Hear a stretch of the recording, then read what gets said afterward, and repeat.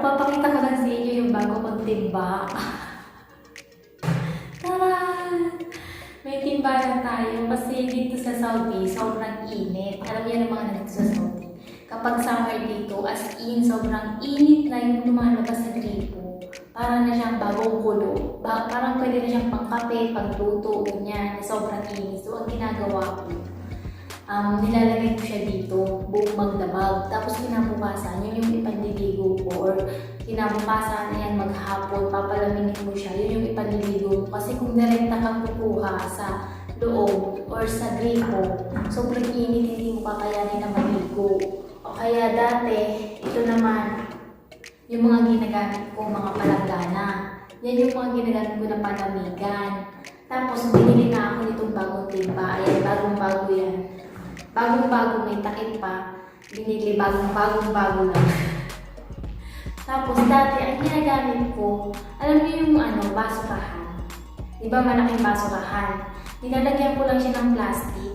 Halimbawa, ito yung basurahan. Lalagyan mo siya ng plastic dyan, tapos ilalagay mo yung tubig. Yun yung papalamigin ko sa buong magdamag o sa maghapon. O kaya naman, pag wala kayong basurahan, pwede naman yung washing machine. Ito washing machine na pwede mo siyang istakan ng tubig, pero tanggalin nyo yung saksak. Ayun, pwede mo siyang palamigan para pag maliligo ka, hindi sobrang init ang tubig, di ba? Kasi syempre sa boses ko ma-echo kasi nandito tayo sa kusina. Ay, kusina. Nandito tayo sa CR. Maliligo kasi ako. Meron din tayo nitong tabo. Ayan, di ba? Perfect. Oh, meron ka ng balde. Meron ka pang tabo. Parang nasa Pilipinas lang, no? Pero bitin to sa akin, yung isang ganito bitin. Kaya, pati itong mga to, nilalagyan ko dito ng tubig para marami. Kasi pag ito lang, parang pambukog ko lang siguro. Sa mga bago lang din sa Saudi, ganyan yung gawin nyo, gumawa kayo ng paraan para may palamigan kayo. Kasi alam nyo yung pag summer dito, mainit talaga yung lumalabas sa gripo. Tapos meron nga silang temperature controller, yung parang para lumamig yung tubig. Pero minsan hindi na kinakaya kasi sobrang init na talaga. Kaya yung lumalabas, mainit pa din kahit meron silang yung pang cold at saka pang hot. Hindi kaya, sobrang init pa din. At ayun na nga. Nagpunta muna sa CR, no? Ayun, mamaya-maya ako maliligo. Kunenta ko lang sa inyo kasi na-excite ako dun sa bago kong balde. O, diba? Ang bago na kaligayahan. And at dahil nga marami nag-request ng part 2 dun sa ating kwento nung nakaraan na video. Kung hindi nyo pa napapanood at bago lang kayo dito, ilalagay ko yung link dito sa taas. Panoorin nyo muna yung part 1 itong aking kwento ng about sa unang araw ko dito sa Saudi Arabia. Ano yung mga ginawa ko, mga tips dyan. Ayun, panoorin nyo muna to, ha? Tapos saka kayo manood dito sa part 2 para mag-gets nyo talaga. Ayun na nga, di ba? Nakapaglinis na tayo. Alam na natin yung mga konting pasikot-sikot. Mga isang linggo na siguro ako dito sa Saudi Arabia noon. Dinadala na ako dun sa magulang ng aking amo. Yung tinatawag na mama, di ba? Sa part ng babae. Tapos dun sa part ng lalaki, hindi pa masyado. Pero dun sa part ng babae, doon lagi. May mga Pinay din doon na nakakakwentuhan ako. Tapos wala silang katulong. Kaya kami din yung naglilinis doon. So experience nyo rin ba yan, guys? Sa mga bago pala na nanonood, baka ma-experience nyo yan. Sana huwag kayong pumayag ng ganun. Kasi, alam nyo, kapag nasanayan sila na pinapalinis kayo dun sa part ng nanay or ng magulang ng inyong mga amo, lagi na yun ipapagawa sa inyo, katulad na nangyari sa amin. Pero okay lang naman kasi mabait naman yung magulang ng amo namin. So, depende yan sa usapan nyo, depende sa pagkakaunawaan nyo, kung okay lang sa inyo na maglinis kayo sa ibang bahay. Pero kasi sa kontrata, bawal na bawal yan na paglilinisin ka sa ibang bahay, ganon. Pero kung kayo naman ay nagkasundo na okay lang ba na maglinis ka dun sa bahay ng magulang ko, ganyan-ganyan, tapos bibigyan ka naman nila ng kaunting ano tawag dito, kapalit or may perang ibibigay sa inyo or may pagkain or kahit na ano na para mapakonsuelo kayo na pagkatapos kayong paglinisin dun sa bahay ng magulang niyo. So ganun yung nangyari sa akin noon na pumupunta kami lagi every Webes, Biyernes, Sabado, minsan pa nga Miyerkules pumupunta din, Martes, halos araw-araw na. Ayan, pagka mga alas 6 na ng hapon, ayan, magkagayak na yan, pupunta na kami doon, nahatid kami nung amo kong lalaki. Nasa isang sasakyan kami, punta kami doon. Hanggang 11 or 12 ng gabi, wala lang, nakikwentuhan lang. Tapos kami naman naglilinis. Tapos na-experience ko din noon, guys, na pinaglinis kami sa alam niyo yung labas ng bahay, yung pinaka loob ng bakod, 'di ba dito tiles yung labas o kaya minsan may halaman na talagang pinaglinis kami nun. Sobrang init talaga, tubig. Lilinisin mo yung lahat ng tiles sa labas, pati minsan yung dingding, yung gate, ganyan. Lilinisin namin yun. Halos every week, pinapalinis yun sa amin pag nandun kami sa bahay ng magulang ng amo namin, ng mama. Tinatawag namin yan na mama. Na-experience ko din nung unang labas namin, guys, no? Siyempre, kailangan mo mag-abaya. Wala pa naman ako noon abaya kasi 1 linggo, 2 linggo pa lang ako noon. So, first time na lumabas kami, na pinahiram niya ako ng abaya. And yun na yung naging abaya ko for 2 years. Ang laki ng abaya, di ba ang mga babae dito ang tatangkad talaga. So, yun yung isinuot ko. Hirap na hirap ako, grabe. Yung naaapakan ko na siya na madapa-dapa na ako, tapos may hawak pa ako na bata. Pupunta kami ng restaurant noon first time. Sa Exit 40 yata yun sa Riyadh.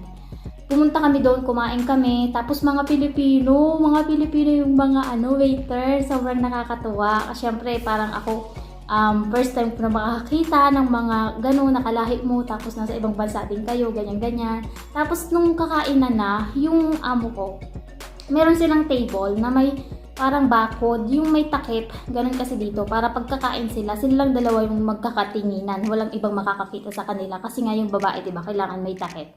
So dito, pag nasa restaurant naman, may takip, parang may bakod yung buong table nyo, kaya yung dalawa lang yung magkakita, ganyan. So kami, tsaka yung bata, nakasama ko, nasa ibang table kami. Tapos ngayon yung Pilipino, nagbibigay sa akin ng number, ng pangalan niya, ito daw yung WhatsApp, mga Viber, mga imo, ganyan, nagbibigay siya, nagsulat sa papel. Tapos binigay sa akin. Sabi ko, wala, saan ko ba ito ilalagay? Ganyan. Kasi wala naman ako dalang bag, ganyan. Binigyan niya ako ng papel. Tapos pag uwi sa bahay, nakita ko nga yung WhatsApp, Viber, mga ganon. Ganyan sila. Nako, wala pa naman ako nung wala pa ako nun masyadong alam-alam sa mga teki-teki sa cellphone. Wala, messenger lang ako noon. Kaya hindi ko rin siya na-chat. Tapos ayun, nakauwi na kami, okay na ulit, linis, balik na naman sa linis, luto ng pagkain, natutuhan ko na yun magluto-luto, yung nami-memorize ko na yung mga spices nila, and natutuhan ko na rin kainin yung mga pagkain nila, ganun. Tapos paglalabas yung amo kong babae, halimbawa magsha-shopping sila, tapos meron isang beses na ibinili niya rin ako ng mga uniform, ng mga damit, ganyan, ibang damit na kailangan ko. Tapos nung medyo matagal-tagal na ako, mga 6 months or magwa 1 year na ako noon, binili niya rin ako ng mga damit ng mga anak ko kasi alam niya na may anak ako, nagkakwentuhan na kami na ganito, ka-age din nung alaga ko yung anak ko, ginanganyan-ganyan ko. Sabi ko, parang katulad lang nito kalaki yung anak ko kasi di ba dito malalaki yung bata. Sa atin, kahit 2 taon na, kaedad lang dito ng 1 taon. Ganun kasi sa atin, maliliit yung mga bata, pero dito, ang lalaki nila. Tapos ayun, tuloy-tuloy lang. Pero nung mga unang mga buwan mo, syempre ang ipapalinis sa'yo niyan, mga kwarto, yung mga tables, yung sahig, syempre, yung mga sofa, tapos maglaba-laba, plancha-plancha, ganyan. Tapos next nun, medyo pahirap na ng pahirap, papalinisan na sa'yo yung aircon, aakyat ka sa hagdan na mataas, maglilinis ka na ng aircon, maglilinis ka na ng mga bintana, tatanggalin mo yung screen. May screen kasi yan na tinatawag, tinatanggal ko yun, lumalabas ako tapos may mataas na hagdan. Tinatanggal mo yung screen, lilinisin mo, tapos minsan pag may topak yung amo, ipapaklorox pa yan, may sabon, ganyan, sponge, so mas lalong mahirap. Tapos ang init pa sa labas. Tapos alam nyo yung mga cabinet sa loob ng kwarto, sa loob o kaya sa kusina. Lahat yan, yung loob, ilalabas mo. Tapos lilinisan mo yung buong cabinet. Pero hindi naman yan araw-araw, syempre. Mga monthly, ganun. O kaya mga every 3 months. Yung sa kusina, every 3 months. Every 3 months siya pinapalinisan. Lahat talaga ng laman ng lahat ng cabinet. Ang dami-dami pa namang cabinet. Lahat yun, ilalabas mo. Tapos lilinisan mo lahat ng cabinet. Tapos pati yung mga lahat din ng laman, lilinisan mo din, hugasan mo lahat. As in, maluluto yung kamay mo sa sabon at Clorox. Dahil sa dami ng huhugasan mo, halos sa buong araw hindi mo yun matapos lahat. Mga 3 araw siguro bago matapos yung buong kusina na linisan. Yung pinakamahirap na ayoko na ginagawa ko dito is yung pagpaplansya ng toge. Yung gamit ng lalaki na puti, yung parang pangpari sa atin. Ang hirap-hirap plansyahin nun, lalo na pag iba yung tela. Yung kakaibang tela na kahit binabasa mo na, ang hirap tanggalin nung kanyang gusot. Meron naman na pinaplansya mo, ang bilis lang niya. Parang silk yung pagkatela niya na parang cotton na pag isang pasada mo lang tuwid na agad yung damit. yun, madali lang yun. Pero yung iba talaga na damit na favorite pang sinusuot ng amo ko noon na lalaki is yung pagka sinuot niya, kahit isinuot niya pa lang na ganun, ang dami ng gusot, lalo na pag nilabhan mo. Tapos ida-dryer mo pa. Pagkatapos mo mag-dryer, ilalabas mo na, isasampay mo na, makikita mo yung gusot niya as in sobra. Para siyang para siyang kinrampol na gano'n na papel, gano'n kakusot. Ang hirap niyang plantyahan, yun yung pinakamahirap para sa akin. Na minsan kasi, ang gusto ng amo ko noon, maglalaba ka, isasabay mo na rin yung pagplantya. Kasi everyday ka maglalaba, kahit 3 lang sila sa bahay, everyday ka maglalaba, ganyan yung amo ko dati. Halimbawa ngayon, naglaba ka ngayong umaga, tapos sa gabi, paplantyahin mo yun. Kinabukasan, ganun ulit, araw-araw ganun, maglalaba ka, tapos magpaplantya ka. Tapos minsan, pag wala na silang maiutos sa'yo, pagsasabayin mo yan. Paglalabahin ka nila, tapos meron kang paplantyahin yung mga tuyo na, ganun. Tapos minsan, yung mga halimbawa, mag-change ng climate. Halimbawa ngayon, taglamig, tapos biglang magtatag-init na. Yung mga damit na pang summer, papalaban ulit yan sa'yo. Ewan ko kung ganun din yung ibang amo ha, pero sa akin ganun yung experience ko. Pagpapalit na ng weather, yung mga damit na gagamitin nila na pang summer, bawa taglamig ngayon, ililigpit mo na yung mga pang taglamig, papalaban yan sa'yo, tapos paplantsahin mo, aayusin mo. Pagkatapos nun, yung mga pang summer, kukunin mo yon, papalaban din sa'yo, lahat. Tapos, hihiwalayin mo na doon yung mga hindi nakasya sa kanila, yung mga kasya, yun yung lalabhan mo, paplantsahin mo, tapos ibibigay ulit sa amo. So, parang doble-dobleng trabaho. Kasi bago mo naman yun itago, nilabhan mo na, inayos mo na, tapos bago nila isuot ulit sa susunod na weather, kailangan mo pa rin siyang labhan at plantsahin ulit, di ba? Parang ang aksaya naman sa kuryente, tsaka sa sabon, sa tubig, lahat na. Parang may maipagawa lang ba sa'yo? Ganun yung purpose nun, may maipagawa lang sa'yo. Kasi nga, 3 lang naman sila sa bahay, so wala kang masyadong parang inaasikaso at kaya mo din naman linisin sa buong araw yung buong bahay, tapos magluto, ganyan. Kaya hinahanapan ka talaga nila ng magagawa para hindi ka lang para hindi masayang yung bayad sa iyo. Diyan ako naiinis, yung parang bigyan ka nila ng gagawin kahit binilisan mo, kahit gusto mo na matapos ng maaga para makapagpahinga ka ng maaga, hindi alas 12, hindi alauna ng gabi. Ganun pa rin ang kinalalabasan kasi binibilisan mo nga para makatapos ka ng maaga. Pag nakita ka naman na tapos ka na, may utos na naman na bago para lang matapos nila yung oras na kailangan umakyat ka sa taas mga alas 11, alas 12 ng gabi. Parang ganun, alam mo yun, hindi nila tinitingnan yung trabaho mo na natapos pero yung oras ang tinitingnan nila. Kaya ang teknik ko noon, dinadahan-dahan ko na lang yung trabaho hanggang matapos ko yung hanggang alas 11, alas 12 para lang hindi nila ako pagurin kasi bibilisan mo nga magtrabaho, may kasunod na naman na iuutos. So, bagalan mo na lang, linisin mo nang linisin paulit-ulit para hindi ka na utusan na, hindi ka pa dyan tapos, ito yung sunod na gagawin mo, ganyan-ganyan. Ang dami kasi nilang ang dami nilang iuutos, hindi sila nawawala ng iuutos para lang hindi masayang yung oras na, anong tawag dito?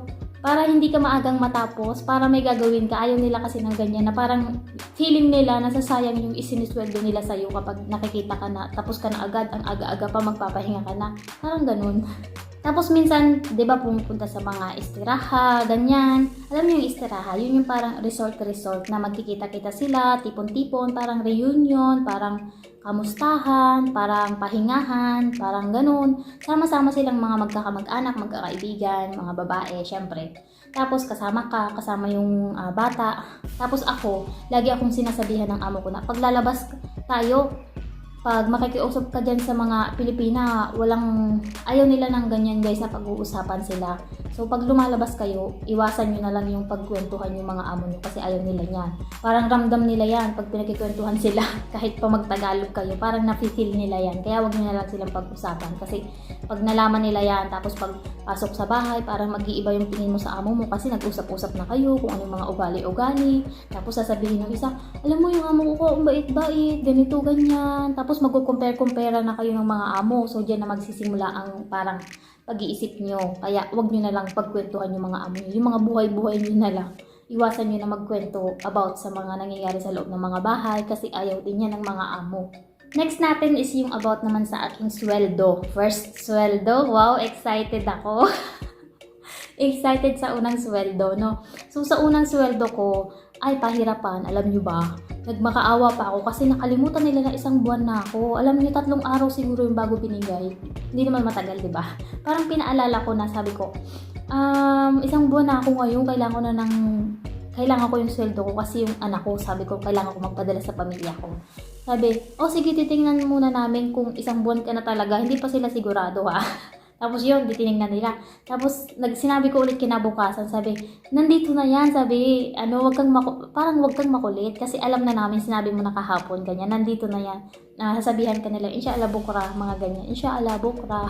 Tapos inantay ko na sila na lang mag-open sa akin kung kailan nila ibibigay. Tapos ayun, kinabukasan, binigay na yung sweldo ko. Wow, tuwang-tuwa ako, padala agad sa pamilya. Nung pinadala ko yung pera ko, hiningian lang nila ako ng pangalan, tapos address, tapos number. Tapos sa NJAS nila hinulog. NJAS, 16 lang yung charge nun. So, konti lang, 16 real. So, mga nasa 200 pesos siguro yan. Tapos ayun, yung sweldo ko na una hanggang sa ayun. So, ano pa? Gusto niyo pa? Gusto niyo pang kwento? Uy, tama na. Uy, nakadalawang part na tayo. Grabe kayo. Pero nakakatawa yung mga nabasa ko na mga comment na about dun sa mga nangyayari din sa buhay nila, sa abroad, di ba? Kung gusto niyo pang mag-share ng mga nangyayari din sa inyo, i-comment niyo na lang sa baba. At syempre, meron tayong mga shoutout. Sa dami na nagpapa-shoutout doon sa last video ko. Thank you so much sa inyong lahat. Shoutout kay Belia Vlog Prado, Camille Colegio, kay Abdul Jabbar Maunga, kay Ate Beth Love, ayan, Beth Love Song, kay Ate, shoutout kay Ate Yeyong and Jamie, kay Ate Zay Zagubay, kay Ate Mercy Vlog, kay Ate Christina Custodio, kay Makey CTV, kay Lancy Booty Vlog, kay Desierto Lowe Lavrinario, paano ba ito basahin? Inday Irams Vlog, kay Hey Walato Channel, kay Norma Abel, OFW ako sa gitnang silangan, Sabmulit, Hilda Makayan, at ayun lang yung shoutout natin. Hindi ako lagi nagagawa ng shoutout kasi nakakalimutan ko guys. So, thank you sa inyong lahat na nanonood at huwag niyo kalimutan mag-like at mag-subscribe kung hindi pa dito sa aking channel. And see you on my next one. And kung gusto niyo pa ng iba pang mga tips about dito sa experience ko dito sa Saudi, i-comment niyo na lang sa baba. At God bless for everyone. Have a good day. Bye-bye!